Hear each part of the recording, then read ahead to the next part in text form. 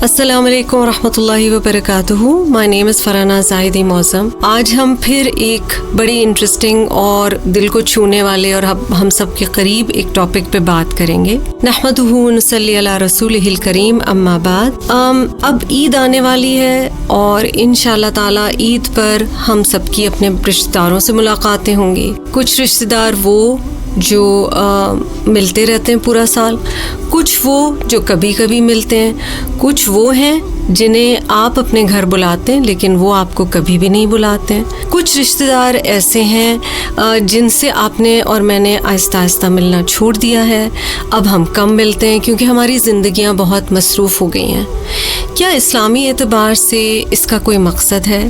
کیا ملنے کا کوئی فائدہ ہے؟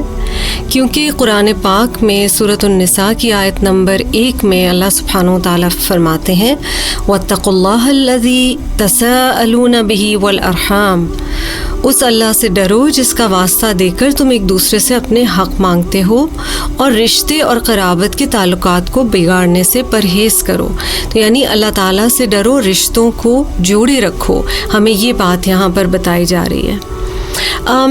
ہم برکہ کی بات پہلے کر چکے ہیں اور برکہ کے حوالے سے آپ دیکھیے کہ نبی صلی اللہ علیہ وسلم کیا فرماتے ہیں. یہ بخاری کی حدیث ہے. The messenger of Allah صلی اللہ علیہ وسلم said, "He who desires that he be granted more provision and his life be prolonged should join ties with his blood relatives." یعنی آپ صلی اللہ علیہ وسلم فرماتے ہیں کہ جسے پسند ہے کہ اس کی روزی کھلی ہو جائے اور اس کی عمر دراز کی جائے تو اسے چاہیے کہ وہ صلہ رحمی کیا کرے. یہ جو کانسیپٹ ہے صلہ رحمی کا، اور یہ لفظ آپ نے کئی دفعہ شاید سنا ہو، صلہ جوڑنے کے معنی میں آتا ہے، جوائننگ، اینڈ رحمی رحم سے ہے، اینڈ رحم از دا وومب. So these are biological ties. These are ties with relationship. That is blood ties. اس میں ایک اور لفظ بھی قرآن پاک میں آتا ہے اور وہ ان لاز کے لیے آتا ہے جو سحر کا لفظ آتا ہے سواد سے. And these are relationships that we have been advised to look after and to join.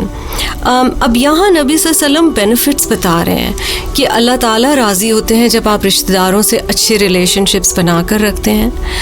But سب رشتہ دار اپنی مرضی کے نہیں ہوتے. دیکھیں کچھ بہن بھائی بھی اگر آپ کے 4-5 ہیں تو ان میں سے آپ دیکھو گے کسی سے آپ کی دل زیادہ لگتا ہے، کسی سے آپ کا مزاج نہیں ملتا. And because we are living in exceedingly commercial times and exceedingly times of noticing our individual benefits, تو کئی دفعہ ایسے ہوتا ہے کہ بندہ سوچتا ہے کہ اس نے تو مجھ سے بنا کے نہیں رکھی تو میں اسے اپنے گھر ہر دفعہ کیوں بلاؤں یا میں کیوں رشتہ داری کروں. یا عید کا ہی آپ کانسیپٹ دیکھ لیجئے، جو ٹریڈیشنلی ہمارا رشتہ داروں سے ملنے کا زیادہ ہوتا تھا، اب ہم کہتے ہیں چلو ایڈیشنل سونے کے دن ہو گئے ہیں، so might as well use it maybe for a trip, یا ہم سو کر یہ ٹائم گزار لیں. لیکن اس کے بڑے فوائد بتائے گئے ہیں. جب آپ اپنی ذات سے ہٹ کر اللہ کے بنائے ہوئے رشتوں کو جوڑنے کی کوشش کرتے ہیں اور آپ کی نیت یہ نہیں ہوتی کہ آپ کو ریٹرن میں کیا ملے گا، آپ کی نیت پیورلی یہ ہوتی ہے کہ اللہ سبحانہ و تعالیٰ اس سے راضی ہوں گے اور آپ ان کے لیے کر رہے ہیں. تو پھر آپ یہ نہیں سوچ رہے ہوتے کہ میرے بچے کو عیدی کے لفافے میں کیا ملا ہے، آپ یہ دیکھ رہے ہوتے ہیں کہ آپ کتنی عیدی دے سکتے ہیں اور آپ اللہ سبحانہ و تعالیٰ کی رضا کے لیے کام کرتے ہیں. اور ہر رشتے میں جب ہم یہ ایلیمنٹ لے آتے ہیں نا کہ یہ کام یا رب میں تیری رضا کے لیے کر رہی ہوں، تو فیلنگ ہی چینج ہو جاتی ہے. اچھا، ہمیشہ ایسے ہی انسان کی فطرت میں یہ چیزیں رہی ہیں. میں یہ حدیث دیکھ رہی تھی جس میں نبی اکرم صلی اللہ علیہ وسلم کے پاس ایک شخص آتے ہیں اور یہ صحیح مسلم کی حدیث ہے. A man said to Allah's messenger sallallahu alaihi wasallam, I have relatives. I try to keep the ties of relationship with them, but they sever relationships with me.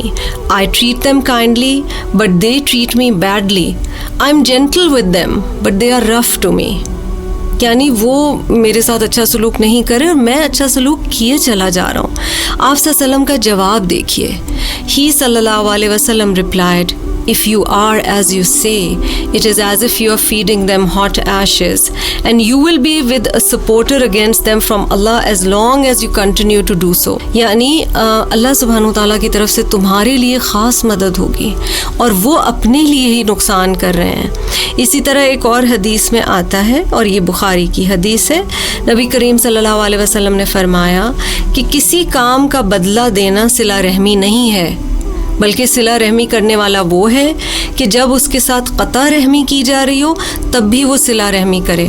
So being nice to those relatives جو کہ آپ کے ساتھ اتنے اچھے نہیں ہیں, only for the pleasure of Allah. When we talk about Ramadan reminders and we talk about how Ramadan can make us better people and better Muslims, تو اس میں ہمیں یہ ذہن میں رکھنا ہے کہ کیا ہم رب کی رضا کے لیے کچھ لوگوں کو معاف کر سکتے ہیں, کچھ ٹوٹے ہوئے رشتوں کو دوبارہ جوڑ سکتے ہیں, کسی کو صرف اللہ کی رضا کے لیے without any expectation of return گھر پہ بلا سکتے ہیں. یہ چیز اگر ہم ذہن میں رکھیں تو ہمارے لیے شاید رشتوں کو نبھانا آسان ہو جائے. اینڈ جو چیزیں ہمیں بتائی گئی ہیں, جیسے مثلاً والدین کے دنیا سے چلے جانے کے بعد آپ ان کی کن طریقوں سے ان کے لیے صدقہ جاریہ کے کام کر سکتے ہیں ایز چلڈرن, ان میں سے ایک چیز یہ بھی بتائی گئی ہے کہ والدین کے چلے جانے کے بعد یا کسی بھی اللہ نہ کرے پیارے کے چلے جانے کے بعد آپ ان کے جو رشتے تھے ان کو جوڑے رکھیں, ایفرٹ کریں کہ آپ کا ریلیشن شپ کنیکٹڈ رہے. جزاکم اللہ خیرن کثیرا وآخر دعوانا ان الحمدللہ رب العالمین. Assalamu alaikum. You were listening to Ilm in 5 by Farana Zahidi Muazzam. Please subscribe to Subul, available on YouTube and Facebook, and audio podcasts on Google, Spotify and Amazon Music, where you can find more of her work.